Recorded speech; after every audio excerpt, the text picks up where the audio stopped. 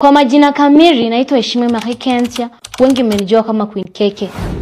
Mimi nimezaliwa mtaa wa Nyabututsi, jimbo la Gitega, katika nchi ya Burundi. Hii ni historia yangu fupi. Nimeanzia somo langu katika shule ya msingi ya Sainte Therese XNF Gitega mwaka wa 2011 na nikamaliza darasa la 6 mwaka wa 2016. Baadaye nikajiunga na shule ya sekondari darasa la 7 hadi darasa la 9 mwaka wa 2017 hadi 2019. Nikafanya mtihani wa serikali, concours national. Baada ya kufaulu mtihani, nikafanikiwa kuingia darasa la 11 katika shule ya Komibubu Yenzi Bujumbura mwaka wa 2020 hadi 2022. Nilikuwa nimesomea isimu ya lugha, yani linguistics. Historia ya familia yangu ni ngumu na hugadhabisha sana kwa sababu nililelewa katika mazingira magumu. Wazazi wangu waliachana kabla nizaliwe kwa kuwa baba wangu hakukubali matokeo ya ujauzito licha ya mimi na yeye kufanana kama tui na maziwa. Baada ya mimi kuzaliwa, tuliweza kuishi kwa nyanyangu, mama wa mamangu, pamoja na mamangu kwa zaidi ya miaka 7 na baadaye akaolewa na mwanaume mwingine. Nikiwa kwa shosho yangu, ndugu ya mamangu akaleta shida sana na kumshauri shosho anipeleke kwa babangu mzazi ambaye amenikataa.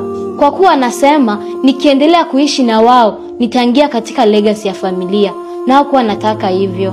Mamangu akanichukua ili niishi na wao pamoja na bwanake kwa sababu hatukufanikiwa kumpata babangu mzazi kwani alikuwa wa mafichoni. Tuliishi na mamangu kwa karibu ya miaka 4, lakini changamoto ilikuwa mingi sana kwa sababu baba wa kambo hakunikubali na kunipenda. Hiyo miaka 4 ilikuwa ya machozi, ghadhabu, kulala njaa, kulala nje, kutusiwa na kudharauliwa. Sikuweza kuvumilia haya mateso, nikaamua kumtafuta babangu mzazi. Licha ya kumpata, bibi yake hakunikubali kwa sababu alikuwa na woga wa mimi kurithi mali yake kwani nilikuwa mtoto wa kwanza. Sikuweza kukaa na wao kwa muda, nikafukuzwa kutoka huko. Sikuwa na pa kwenda, nilikuwa na hofia maisha yangu juu ilikuwa usiku. Hakuna yote najuana nao katika sehemu hiyo. Baada ya kuzurura mtaani kwa zaidi ya masaa 4, nikapatana na msamaria mwema. Nikamuelezea shida zangu, akanihurumia na kunipeleka kwake. Akanilipia karo ya shule yenye ilikuwa imebaki, akanichukua kama mtoto wake na kunyonyesha mapenzi ambayo sikuwahi pata kutoka wazazi wangu. Alikuwa anaitwa Mama Esther. Mungu akubariki na kuzidisha miaka mingi pamoja na watoto wako. Nilimaliza somo langu baada ya miaka 3 na nikaamua kuja Kenya ili nitafute riziki. Mwaka wa 2023 ndio nilitua hapa Kenya. Bahati nzuri nilipatana na kijana kutoka Burundi. Akanitafutia kazi. Ilikuwa kazi ya nyumba. Nikafanya kwa miezi 2. Baadaye nikaingia kazi ya kinyozi. Nikahustle nikitafuta pesa ya kujiendeleza kimasomo na kupata kipato cha kuishi huku Kenya. Kazi hiyo ilikuwa na changamoto sana kwani watu wengi walitaka kuchukua advantage kwa sababu nilikuwa msichana. Nilipokataa kuwatimizia haja zao, walinitafutia makosa na kunifuta kazi mara kadhaa. Katika harakati ya kutafuta kazi, nilipatana na Smile Prince hapa Nairobi. Smile ni aje? Poa sana Keke. Nikamuelezea historia yangu, jinsi nilifika huku Kenya na yeyote ambayo nilipitia. Akapromise atanisaidia na kunipea platform ili nijiendeleze kimaisha. Kwa sababu historia yetu ilikuwa inafanana. Alinichukua kama sister yake mdogo na kunikuza kitalanta.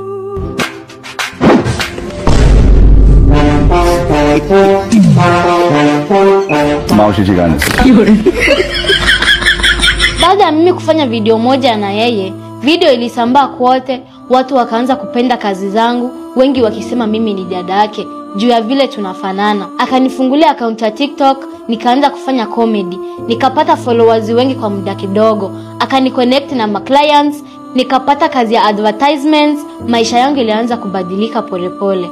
Kutokana na ile upendo nilipata kutoka fans, nikafika mahali nimefika leo. Kwa muda wa miezi 8, nimepata followers 1,000,000. Asanteni sana kwa upendo ambayo mmenionyesha.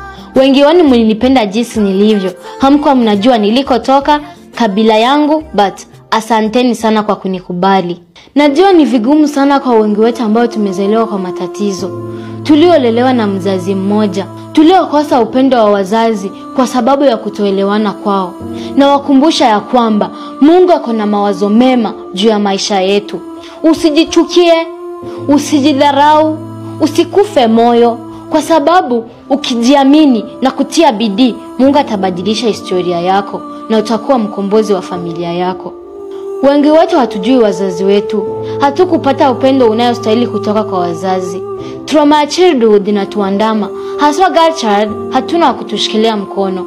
Wengi wanataka kututumia ili watupe msaada na kujifaidi mwenyewe, lakini tusife moyo, kwani kuna wengi duniani ambao wako na nia njema. Kwa sasa nimejifunza kazi ya beauty and spa. Najua kupaka makeup, kuweka nails na kufanya massage. Napanga kufungua duka la beauty. So mafans wangu, kama unajihisi nimekuinspire na umependa kazi yangu, unaweza come through na unisupport ili niweze kutimiza ndoto yangu. Kama umeona hii video, nataka tufanye hii challenge. Unaweza nitumia 1 bob, 10 bob, chochote unaweza kwa hii namba 0714307602 na nitashukuru. Kila mtu ambaye ameona hii video nitumie tu 1 bob kama congratulation ya kufikisha 1 million followers. Ukitaka kusikiza historia yangu yote, link ya YouTube iko kwa bio. Finya hiyo icon ya YouTube, subscribe, like, share and comment. Asanteni sana na Mungu awabariki.